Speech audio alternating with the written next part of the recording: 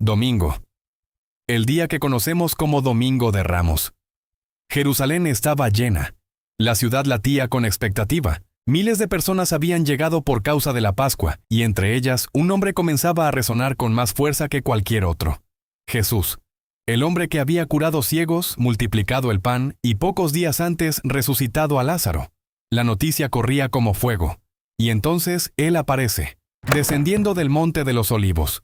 Los evangelios describen este momento con una rara unanimidad. Mateo, Marcos, Lucas y Juan narran la entrada triunfal como el punto inicial de la semana más decisiva de la historia humana. Y cada detalle revela no solo un acontecimiento histórico, sino una verdad sobre el carácter del reino de Dios.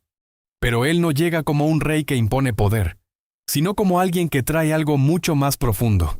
Viene montado en un asno, cumpliendo en silencio una antigua profecía. He aquí tu rey viene a ti, humilde, montado sobre un asno. Zacarías 9:9. La multitud no ve solo a un hombre, ven esperanza, liberación, un posible fin a la opresión romana. Y entonces comienza. Ramas son levantadas, mantos son extendidos en el camino, gritos resuenan por las calles. Hosana al Hijo de David, bendito el que viene en el nombre del Señor. Mateo 21:9. Hosana, sálvanos ahora. Era un clamor mesiánico. Pero la misma multitud que ahora pide salvación pediría en pocos días la crucifixión de aquel que salva. Mientras la multitud celebraba, Jesús lloraba. En medio de la aclamación, en el auge de la celebración, Él mira a Jerusalén. Lágrimas descienden por su rostro y dice: «Ah, si al menos supieras lo que pertenece a tu paz». Lucas 19:42. Jesús llora porque Jerusalén no reconoció el tiempo de la visitación divina. Llora porque la ciudad sería destruida 40 años después, fruto de la ceguera espiritual de un pueblo que vio señales, oyó palabras, pero no se rindió. Lunes. Jesús salió de Betania con los discípulos y algo aparentemente simple sucede. Tiene hambre. En el camino ve una higuera llena de hojas, señal de que podría haber fruto, incluso fuera de temporada. Pero al acercarse encuentra solo hojas. La apariencia prometía vida. La realidad era esterilidad. Entonces Jesús declara: «Nunca más coma nadie fruto de ti». Marcos 11:14. Y continúa caminando. La higuera seca no es solo un hecho natural, es un símbolo. Israel, como aquel árbol, tenía la apariencia de religión, las hojas de la tradición, las sombras de los rituales, pero no tenía los frutos de justicia, fe y arrepentimiento. Desde el Monte de los Olivos hasta las puertas de Jerusalén, el aire se llena del movimiento de peregrinos llegando para la fiesta de la Pascua. Cuando Jesús entra en el templo, no encuentra oración, encuentra comercio, monedas siendo cambiadas, animales siendo vendidos, personas lucrando con la fe. El lugar que debía ser sagrado se había transformado en un mercado. Y en ese momento todo cambia. La indignación santa alcanza su punto máximo. Jesús actúa con autoridad profética, derriba mesas, vuelca bancos, interrumpe el comercio, expulsa a los vendedores y declara con voz fuerte: «Está escrito: mi casa será llamada casa de oración para todas las naciones, pero ustedes la han convertido en cueva de ladrones». Marcos 11:17. Lo más impactante es que nadie esperaba esto. Esperaban un Mesías que enfrentara a Roma, pero él comenzó enfrentando el propio sistema religioso. Entonces, los principales sacerdotes y los escribas comenzaron a buscar la manera de matar a Jesús. Marcos 11:18. La purificación del templo revela la esencia del ministerio de Jesús. Él vino no solo para salvar, sino para restaurar. No solo para enseñar, sino para confrontar. No solo para perdonar, sino para purificar. Cuando el polvo baja y el atrio se aquieta, Jesús comienza a enseñar. Su autoridad atrae, su presencia inquieta, sus palabras iluminan. El lunes revela dos imágenes fuertes, una higuera sin frutos y un templo sin reverencia. Ambas exponen lo vacío. Ambas señalan lo que necesita ser transformado. Ambas revelan que el reino de Dios exige autenticidad. Martes. Al día siguiente, al regresar de Betania, los discípulos observan algo que los impresiona. La higuera maldecida el día anterior está completamente seca, desde las raíces. Pedro mira y dice: «Maestro, la higuera que maldijiste se secó». Marcos 11:21. Jesús entonces enseña sobre la fe, la oración y el perdón, los verdaderos frutos que Dios busca en su pueblo. La higuera no es solo un árbol, es la representación viva de la religión sin vida. El templo purificado el lunes es el contexto. La higuera seca ahora es la conclusión silenciosa de que la apariencia religiosa no sostiene la verdad delante de Dios. Al llegar nuevamente al templo, Jesús es inmediatamente confrontado por los principales sacerdotes, escribas y ancianos. Ellos no buscan la verdad, buscan trampas, y preguntan, ¿con qué autoridad haces estas cosas? ¿Quién te dio tal autoridad? Marcos 11:28. Jesús, con sabiduría divina, responde con otra pregunta sobre el bautismo de Juan, algo que expone su incoherencia. A lo largo del día, Jesús enseña en parábolas que reflejan la condición espiritual de Israel. Cada parábola es un espejo. Cada palabra es una verdad que atraviesa máscaras, y los líderes perciben que Jesús está hablando de ellos. Entonces, la hostilidad aumenta. La trama para matarlo avanza silenciosamente. Un maestro de la ley que estaba escuchando pregunta ¿cuál es el mayor mandamiento? Jesús responde, amarás al Señor tu Dios con todo tu corazón, alma y entendimiento. Y el segundo es semejante, amarás a tu prójimo como a ti mismo. Mateo 22:37-39. En pocas palabras, él resume toda la fe. La religión verdadera no nace de la formalidad, sino del amor. No procede del desempeño, sino de la entrega. Jesús observa las ofrendas en el templo y ve a una viuda pobre depositar 2 pequeñas monedas, todo lo que tenía. Entonces declara, esta viuda dio más que todos. Marcos 12:43. La viuda pobre ofrece lo que los líderes religiosos jamás ofrecieron, un corazón entero. Pero el día aún no termina. Al final de la tarde, Jesús deja el templo, y al caminar hacia el Monte de los Olivos, los discípulos le muestran la imponencia de la construcción, las piedras enormes, los patios brillantes, la apariencia de grandeza. Jesús, sin embargo, mira más allá de lo visible y dice, no quedará piedra sobre piedra que no sea derribada. Mateo 24:2. En el Monte de los Olivos, él se sienta y pronuncia el discurso profético más detallado de los evangelios, conocido como el discurso del fin de los tiempos. El martes, Jesús revela que Dios no mira la cantidad, sino la sinceridad. No mira lo que sobra, sino lo que es entregado. Miércoles, mientras Jesús permanece en Betania, reunido con sus discípulos, las autoridades religiosas en Jerusalén se reúnen en consejo. Ahora, los principales sacerdotes y ancianos saben que deben actuar. Movidos por el miedo a perder poder y prestigio, concluyen que Jesús debe ser eliminado. Entonces, los principales sacerdotes y los escribas y los ancianos del pueblo se reunieron en el palacio del sumo sacerdote, llamado Caifás, y consultaron cómo prender a Jesús con engaño y matarlo. Mateo 26:3-4. Mientras los líderes religiosos se reúnen en secreto, planeando cómo prender a Jesús sin causar alboroto, él está sentado a la mesa, en una casa sencilla, en casa de Simón el leproso, y es allí donde ocurre una de las escenas más profundas de toda la semana. Sin aviso, una mujer, identificada como María, entra, silenciosa, decidida, llevando algo extremadamente valioso, un frasco de alabastro, lleno de perfume puro, carísimo. Ella no dice nada, no pide permiso, no explica. Se acerca a Jesús y derrama el perfume sobre su cabeza y también sobre sus pies, secándolos con sus cabellos. Judas y algunos discípulos protestan contra el gesto. Esto es un desperdicio. Podría haberse vendido. Serviría para ayudar a los pobres. Palabras que parecen correctas pero esconden algo. Jesús entonces interrumpe y dice, déjenla, ha hecho una buena obra conmigo. Marcos 14:6. Y luego, revela algo que nadie allí estaba preparado para enfrentar. Ella ungió mi cuerpo anticipadamente para la sepultura. Marcos 14:8. En ese momento, mientras todos aún discutían, ella ya había entendido. María, movida por amor, intuición espiritual y entrega sincera, hace lo que ningún discípulo se atrevió a hacer. Prepara a Jesús para la muerte que está a punto de suceder.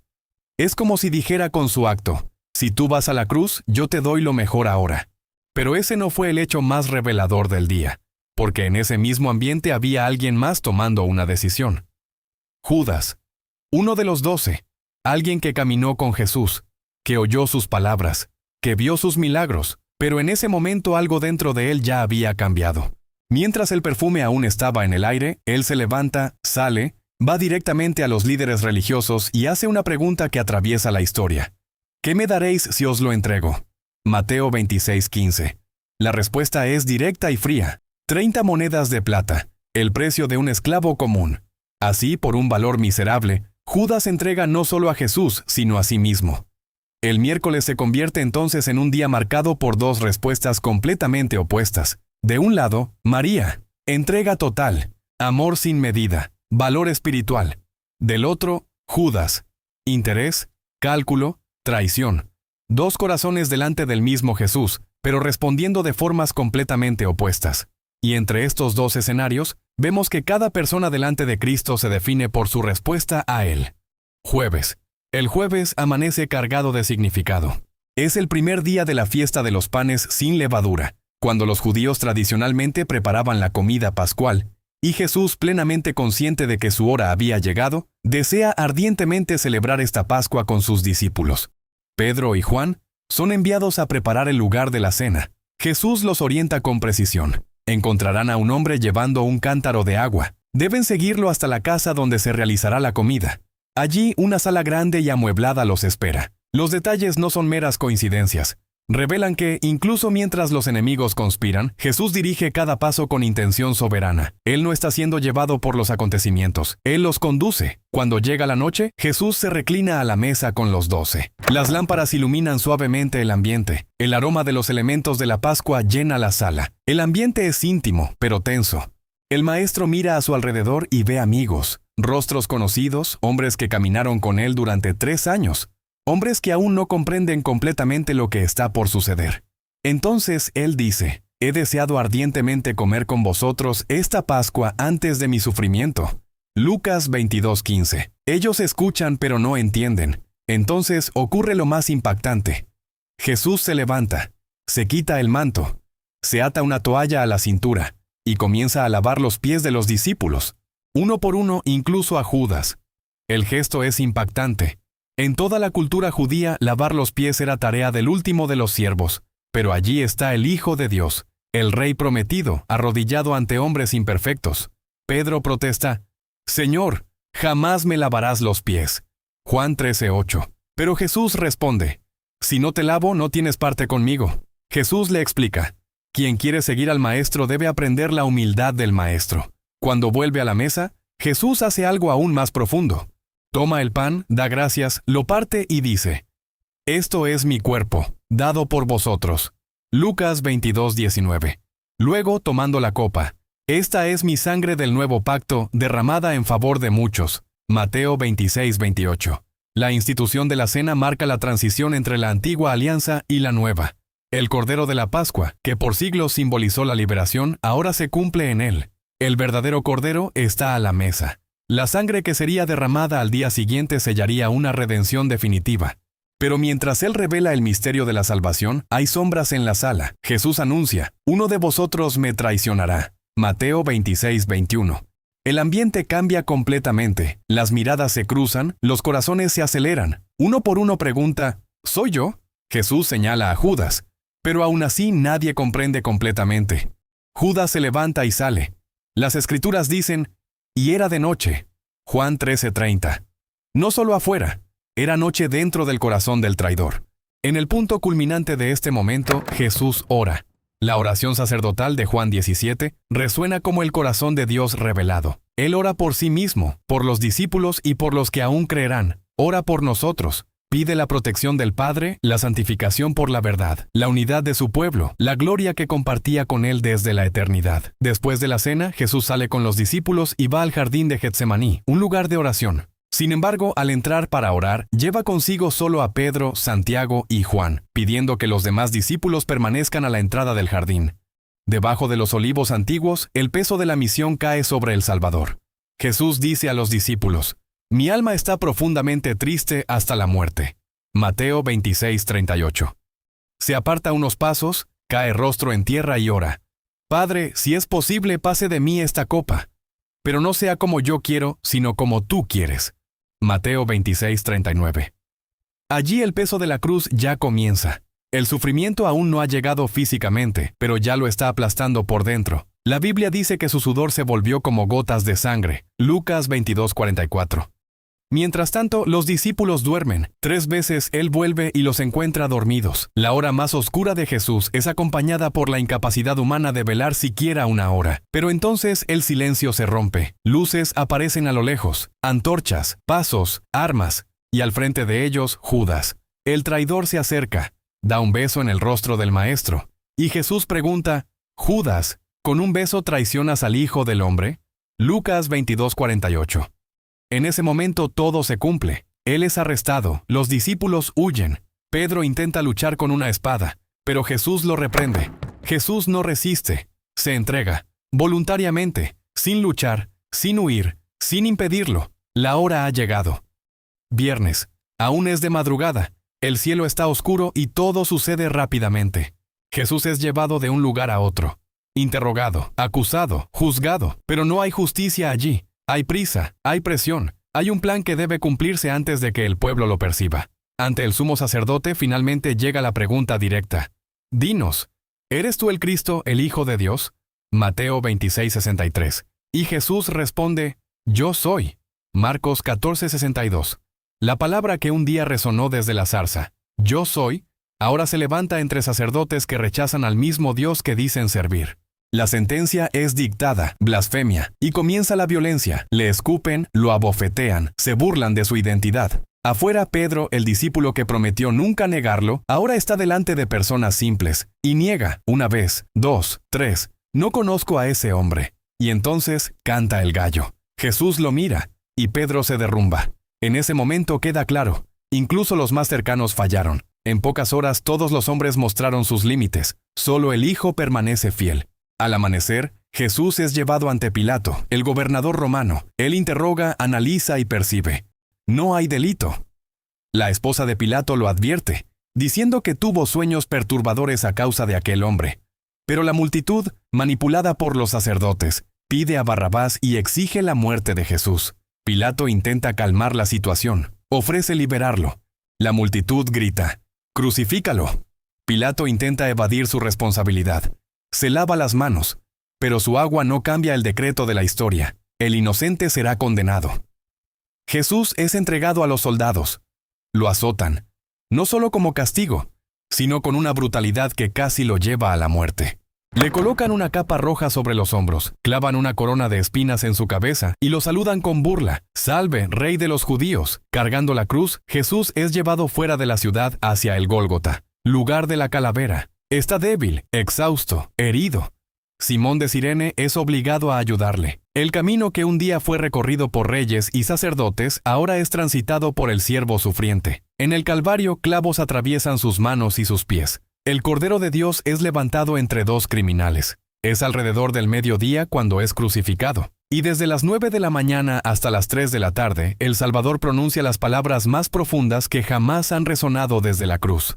Padre, perdónalos, porque no saben lo que hacen. Lucas 23:34. La primera palabra de la cruz no es juicio, es perdón. Uno de los criminales mira y cree, «Acuérdate de mí cuando entres en tu reino». Y Jesús responde, «Hoy estarás conmigo en el paraíso». Lucas 23:43. Incluso en la cruz, la gracia sigue disponible. En medio del dolor, Él mira a su madre y al discípulo que permanecía allí. Y dice, «Mujer, ahí tienes a tu hijo, ahí tienes a tu madre». Juan 19:26-27. Aún colgado en la cruz, Él cuida de los suyos.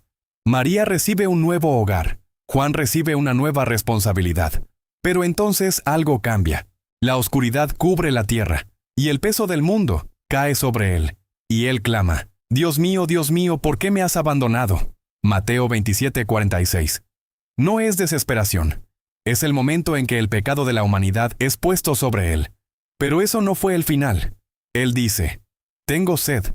Juan 19:28. El creador del agua ahora tiene sed. El Dios eterno experimentando la fragilidad humana hasta el límite. Y entonces, llega la declaración final de la obra. «Consumado es». Juan 19:30. No es un grito de derrota, sino de victoria. La obra redentora está completa. El precio ha sido pagado. Y por último, con total entrega, sin resistencia, sin miedo, Él dice, «Padre, en tus manos encomiendo mi espíritu». Lucas 23:46. Y allí Él no pierde la vida, la entrega. Al pronunciar la última palabra, Jesús inclina la cabeza y muere. La tierra tiembla. El velo del templo se rasga de arriba a abajo, simbolizando que el camino hacia Dios está abierto. Un centurión romano, testigo de este momento, declara, «Verdaderamente este hombre era el Hijo de Dios». Marcos 15:39. Sábado. El sábado amanece, pero no es un día común. Jerusalén sigue llena. Las personas continúan con sus rutinas. Los rituales de la Pascua siguen. Por fuera todo parece normal, pero por dentro algo está mal. Hay un peso en el aire, un silencio diferente. El cuerpo de Jesús está en el sepulcro. Aquel que sanó ahora está inmóvil. Aquel que habló con autoridad ahora está en silencio. Aquel que resucitó muertos ahora está entre ellos. Sin embargo, los líderes religiosos no descansan. A pesar de haber logrado entregar a Jesús a los romanos, a pesar de haberlo visto morir con sus propios ojos, su miedo no terminó. Por eso van a Pilato y dicen: Señor, recordamos que aquel engañador dijo, estando aún vivo: después de 3 días resucitaré. Ordena pues que el sepulcro sea vigilado hasta el tercer día. Mateo 27, 63, 64. Pilato consiente. La piedra es sellada, el sepulcro queda asegurado, los soldados son colocados allí. Pero dentro, había una victoria en movimiento, un misterio es revelado. Fue y predicó a los espíritus en prisión. 1 Pedro 3:19.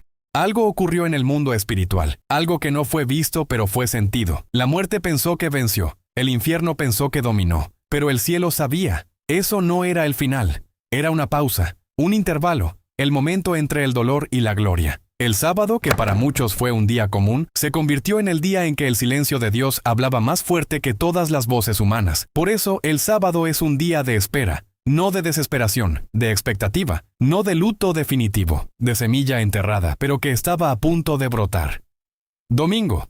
El domingo amanece lentamente sobre Jerusalén. Es muy temprano, aún oscuro, como registra Juan 20:1. Cuando algunas mujeres se dirigen al sepulcro. Entre ellas está María Magdalena, que camina con el corazón pesado, llevando perfumes para ungir el cuerpo que tanto amó, el cuerpo que no pudo preparar adecuadamente debido a la prisa del sepultamiento. Pero mientras ellas caminan, algo ya había sucedido. Un terremoto había sacudido la región. Un ángel del Señor había descendido del cielo, removiendo la piedra y sentándose sobre ella. El resplandor del mensajero celestial era como un relámpago, y sus vestiduras blancas como la nieve. Los guardias, hombres entrenados para no temer nada, temblaron de miedo y quedaron como muertos. Mateo 28:2-4.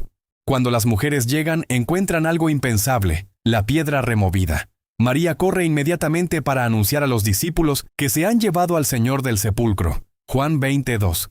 Pedro y Juan corren enseguida, apresurados, casi sin aliento. Juan llega primero pero no entra. Pedro entra y ve. Ve las vendas de lino en el suelo. Ve el sudario que estaba sobre la cabeza de Jesús doblado, cuidadosamente colocado aparte. El cuerpo no había sido robado. Nadie roba un cadáver dejando todo en orden. El sepulcro no fue violado, fue dejado organizado. Entonces Juan entra, y el texto dice: vio y creyó. Juan 20:8. Pero María permanece afuera llorando. Todo su dolor se convierte en un llanto profundo. Se inclina para mirar dentro del sepulcro y ve a 2 ángeles. Ellos le preguntan: «Mujer, ¿por qué lloras?». Pero María aún no entiende. Busca el cuerpo. Al volverse, ve a alguien detrás de ella. Piensa que es el jardinero. El hombre pregunta: «Mujer, ¿por qué lloras? ¿A quién buscas?». Ella suplica: «Si tú te lo has llevado, dime dónde lo pusiste». Entonces él pronuncia su nombre: María. Juan 20:16. Es todo lo que ella necesita oír. En el simple sonido de su nombre, María reconoce al Maestro. Reconoce la voz que expulsó de ella 7 demonios. Reconoce la voz que un día la llamó a la libertad. Reconoce la voz del resucitado. Ella responde: Raboni, que significa maestro. La resurrección no comienza con relámpagos ni trompetas, sino con un nombre pronunciado con amor. El primer encuentro del Cristo resucitado es con una mujer herida, una discípula fiel, un alma que amó profundamente. Jesús entonces la envía a los discípulos. Ve y anuncia.